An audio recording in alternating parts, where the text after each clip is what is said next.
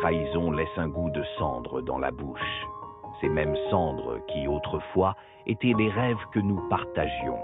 J'ai cru en leurs promesses, en leurs sourires, en leurs mots doux comme du miel qui cachaient un venin mortel. La déception n'est pas venue comme un coup de poignard. Non, elle s'est infiltrée lentement, goutte après goutte, jusqu'à ce que mon âme soit noyée dans un océan d'amertume. J'ai regardé s'effondrer le château de cartes de mes illusions, contempler les ruines de ma confiance. Chaque pierre qui tombait résonnait comme un écho de ma naïveté. Cette vie que je croyais comprendre s'est révélée être un théâtre d'ombre, où les masques tombent uniquement pour révéler d'autres masques en dessous. Mais dans les profondeurs de ce gouffre, j'ai découvert une vérité brutale. Je suis seul, et c'est ma plus grande force, car dans la solitude, il n'y a plus de trahison possible. Dans l'isolement, j'ai forgé une armure avec les débris de mes déceptions. Chaque cicatrice est devenue une leçon, chaque larme s'est cristallisée en détermination. Je ne compte plus sur les autres pour tenir la torche qui éclaire mon chemin. J'ai appris à être mon propre soleil dans cette nuit sans fin.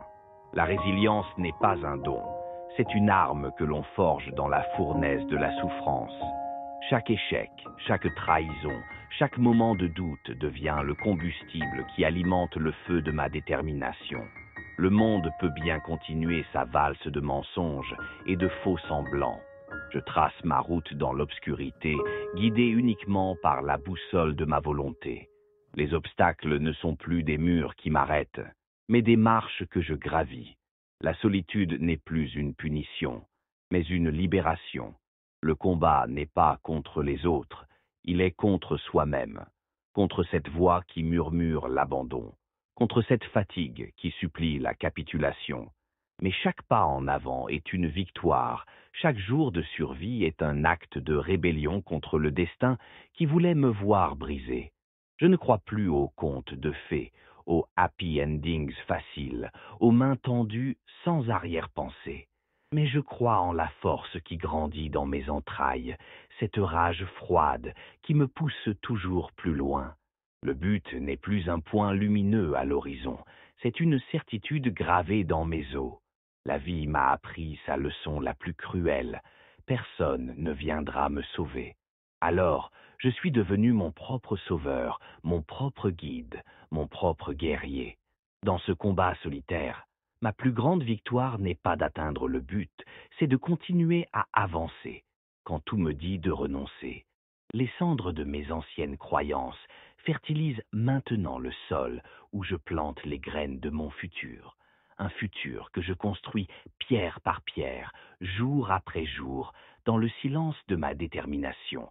Car au final, la plus grande trahison serait de trahir sa propre volonté de survivre, de grandir, de vaincre. Je suis seul, et c'est ma force. Je suis brisé, et c'est mon armure. Je suis déçu, et c'est mon carburant. Le but n'est plus une destination, c'est chaque pas qui m'éloigne de ce que j'étais, chaque bataille qui me rapproche de ce que je dois devenir. Dans cette obscurité que j'ai appris à embrasser, je forge mon propre destin. Et si le chemin est solitaire, qu'il en soit ainsi, car au bout de cette route pavée de désillusions, ce n'est pas la lumière que je cherche, c'est la certitude d'avoir survécu par mes propres forces, d'avoir vaincu par ma seule volonté. La vie m'a trahi, mais je me suis trouvé, et c'est peut-être là la plus grande victoire de toutes.